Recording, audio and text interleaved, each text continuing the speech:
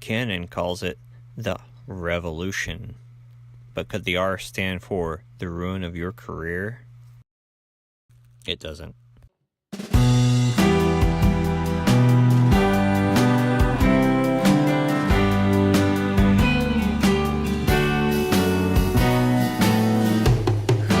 Hello, this is Jamie Maldonado. Welcome to Camera Insecura. This is episode 20. I'm super excited to have gotten this far. I hope to have many, many more. Thank you to all my new subscribers.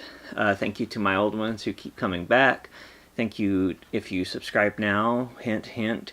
I've had a busy week. I am still getting ready for my show at A&E Garden Gallery and Gifts in downtown Kilgore, Texas.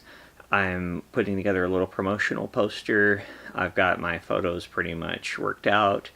They are still getting their hanging system in place, but they're getting their store together. And I'm really looking forward to it. And next episode or two, you should see a good deal of information about that. But since I have it with me, this is actually framed by my mom. But this is a poster I made for the show at the Cat Room, Caitlin's gallery, and I will actually scroll it across the screen right now so you can see. I'm going to do a similar version for this show, and it's the same body of work. I think it's fair. I'm going to make some variations on it, although it wouldn't be unheard of to just use the same identical thing, because that was in Tyler, which is about 30 to 40 minutes away from Kilgore, depending on where and how you drive, and it was only for one night, so this body of work hasn't exactly used up its life cycle, so I'm not particularly concerned about that being repetitious, although I want to make sure that the people who did see that see something new and original, and I need to get that done very soon, because time is of the essence. In advertising, there's a thing where you need at least 3 impressions to really dig into someone's brain and make them remember it. So I'm trying to get my time for 3 impressions, and that's another reason I'm probably going to have a closing event instead of an opening event, although the gallery will have an opening event. I think it's fun, and a lot of galleries will do both, especially depending on the turnaround on shows, and sometimes it's nice because people know it's the last chance, so they better go, and if the artist is there, that's even better. Also, anyone who missed an opening event would possibly have another chance at a closing event. So I'm looking forward to that. That should be a lot of fun. In other news this week, we have a Canon mirrorless full-frame camera, the EOS R. And like I've said in the past, I'm not gonna obsess over stats so much. But I have to say that the video is slightly disappointing. But the lenses look great, the image quality looks like it could be great, the autofocus sounds promising, the flip out screen looks great. I am kind of weirded out by, I saw somebody mention this, lack of a command dial on the back, the circle thing that's on the back of so many mid and high level Canon EOS cameras. I found that interesting, and it's got 1 card slot too. Shock, not really, because I think they're going to introduce a higher level pro camera that will probably have 2 card slots, I bet. It's just a premium feature, I suppose. But overall, I think they rolled out a nice lens line, a little pricey. Canon's new lenses are really sterling. They're very high quality. The image quality is great, but the prices are really up there. And honestly, the 5D Mark IV, as much as I love it, was way overpriced when it was new. It's settled into a pretty decent place now, but I was actually surprised that this camera, this new EOS R, was reasonably priced with lens, with a kit lens at least. I found that very intriguing. I think it's for stills shooters. What type of camera you choose will depend. Do you have a bunch of Canon EF lenses laying around? In which case you can use one of those converters, and I really like what they've done with the converters, and they introduced the drop-in filters in the back of the converters. I think that's brilliant. One of the reasons I'm not talking so much about specs and stuff is because it only matters so much, to be honest. Like I've said, the image quality is going to be nice. If you're somewhere above 18 megapixels, especially full frame, you're going to be fine. If you do billboards, you might need that extra juice. If you have specific applications, you might need the juice. But the average shooter, even a demanding shooter, wedding shooter, documentary shooter, I'm going to guess studio shooter to a degree, and so on, it's just, you're going to be fine. The image quality out of the, essentially what's the 5D Mark IV sensor that looks like it's going to be in this EOS R camera, I think it's great. I use it all the time. And a bonus, by the way, is it comes with C-Log, which is, I'm pretty sure, a pretty pricey upgrade on for my 5D Mark IV, for example. And that would be nice to have. Maybe Canon will make it available. Hint, hint, Canon, please. This person with no influence whatsoever begs you to make C-Log available to us people who spent $4,000 on their 5D Mark IVs when they came out. I did that for work, by the way. Speaking of work in a 5D Mark IV, I have been up to my neck in it. And a lot of times that would be a distraction, but I got to thinking about it, and my work is actually very relevant to this blog. I'm a campus photographer and graphic designer for a community college in East Texas. And what I do is professional photography. The other part of my job is graphic design, of course. It's in a marketing department.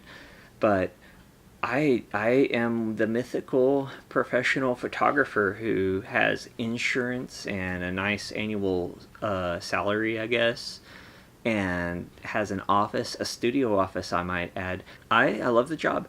And on this job, I take photographs, and I'll scroll these as I talk about it. I take photographs of football, basketball, dance concerts, low-light dance concerts, I might add. I go to events in broad daylight and in near total darkness. I go to graduations. I take portraits of students. I take, for advertising, commercial art portraits. I take still life photographs. I do all kinds of journalism and documentary. I do commercial photography. My photographs appear in magazines. I do architecture. I do... I've done... It feels like just about every genre of photography, for the most part, in the 2 years and a few months I've worked there. So I have used the 5D Mark IV a majority of the time at this job. And I used a 6D Mark I before that, for a few months before the 5D Mark IV came out, and I decided that I really wanted that extra juice. And the reason I went with Canon initially is because my job supplied me with a 70-200 f2.8L, nice, decent L telephoto zoom lens, and it was a nice perk, and so that's why I went ahead and got Canon. I also like the 24-104 f4L, the one even. I just really dig the lens. I know people have a lot of knocks on it, like the pincushion and the distortion, and that's where, like, let's say I take a picture of a box, it bows around a lot because of the way the glass bends light and stuff like that, for those not in the know. And the high ISO response on the 5D Mark IV is very solid. I have not been wanting for f2.8 very much. Very rarely, occasionally. I won't say every single time I have not missed it, but I have mostly not missed it. And a lot of times when I have to reach for that 2.8, I need the 70-200 anyway. And I like at football games when it's night, the stadium lights come on, or basketball games in a very dimly lit gym. I've used these files, and I've used this camera in a variety of situations, and it holds up just fine. So I've said about equipment that I like equipment that doesn't get in the way. And that's why I'm talking about this technical stuff alongside what I do in any given day or week or month, is because this 5D Mark IV has not gotten in my way. I've done video projects with it. I'm doing a video project with it right now, and it doesn't get in my way. The 4K could be a little bit easier, but really, it doesn't bother me. And also, I had fun with like slapping a anamorphic lens on it and stuff, which I'll show a freeze frame from that with the much maligned Motion JPEG codec, which is huge and slow. but it also withstands a lot of editing, and you can do a lot with it. So I don't have a huge basis of comparison with 4K, to be fair, but I kind of like it. But I shoot this in 1080. I don't need 4K yet. I'm not there, in my mind at least. And especially as I reincorporate some B-roll into this, you'll notice kind of a distinct lack of it lately. Just due to circumstances and me kind of circling my wagons and trying to go to my strong points, which I feel like is kind of yakking about photography and photography related things. I'm going to narrow that down, and then I'll widen back up when I can incorporate that in a way I like and feel comfortable with, and also when I have a life-ish, but not really. But I've got some shoots coming up, and the shoots get bumped, and it's a small town. If you lose a shoot in a day, you've pretty much lost a day, which is unfortunate, but also a fact of life. And shoots happen more often than not if you keep pressing them. I've got one this Sunday. I might try to push one Friday or something. We'll see. I've got a few things up in the air, and I'll keep doing behind-the-scenes stuff when it becomes available. And I've got some stuff I'm going to test with that. I have been non-committal with telling you what to buy. I think if you are a still shooter, you should definitely consider the Canon EOS R. It's a decent price for what looks like extreme quality and versatility and stuff. If you have Canon lenses especially laying around, it is a tough choice between Canon and Sony, to be honest, but you won't go wrong with Canon as a still shooter especially. If you want to do video, you've got some work cut out for you, but I think my ultimate answer is that you can only tell so much looking through specs. I think at the end of the day, we seek these super cameras because we feel the need to move forward and do things. And I know this happens to me, where if I'm having a dry spell, I kind of find myself obsessing over gear and things like that. There's a word for this. That's us acting vicariously through our gear lust, thinking that it will help us break out or make the step or be artistic. Well, in fact, we just need to be out there taking photos. You'll know when the camera gets in your way because you'll see that no matter how you've tried everything. Let's say your pictures just aren't that sharp. You've tried everything to make them sharper. You've stepped up your f-stop a little bit. You shoot at a faster shutter speed, lowest ISO, best lighting situation. You use a tripod, and you do all these things, and your photos just still look a little smeary. Then it might be the lens. So you get a slightly better lens or the best lens you can afford, and you try those same things, and then if that fixes it, great, you've reached that next level.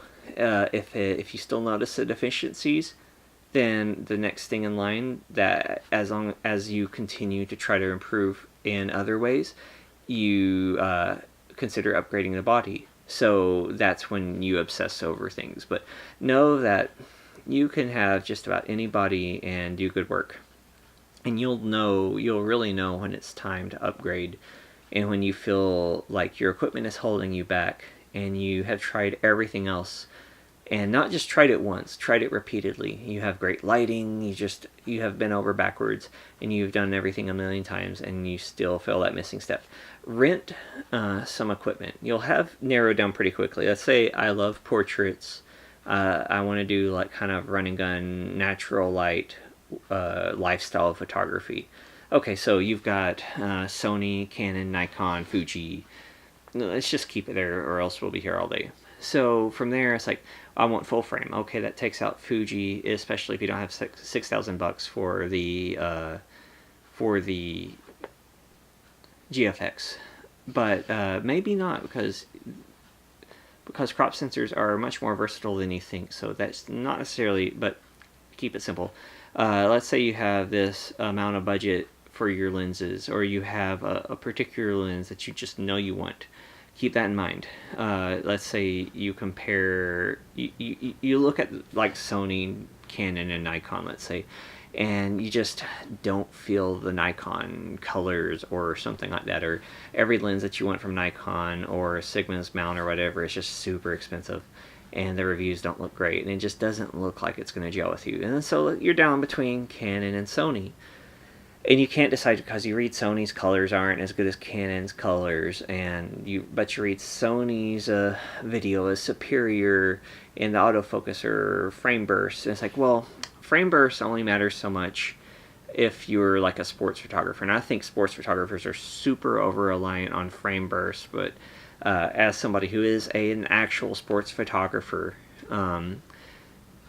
yeah, it's about timing. You want the timing combined with a little burst of frames, and then a buffer that won't slow you down when something happens after that burst of frame that you need to catch. But anyway, you compare those things that you need, and you can eliminate things. You don't need burst if you're a portrait photographer, but you might need a good buffer, because you get on a roll sometimes, and it sucks when you have to wait for the buffer to clear. So, there's that consideration. Does Sony have the lenses that you need? Okay, well, you can adapt. Are the adapters good? Do they adapt well to the 51.2L? Is there a reason that you're doing the 51.2L adapted to the Sony versus adapted to Canon?